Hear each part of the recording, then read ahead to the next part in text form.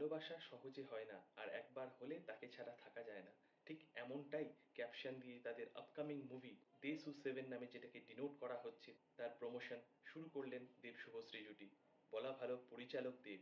দেবের পরিচালনায় ২০২৬ মরশুমের দুর্গাপুজোতে আসছে 'দেশ-ও-সেভেন'। এখনো নামকরণ করা হয়নি কিন্তু তার একটা পোস্টার ড্রপ করা হয়েছে। ব্যাকগ্রাউন্ডে গানটা অত্যন্ত প্রাসঙ্গিক এবং লাভ ট্র্যাজেডি বলে আমার ধারণা।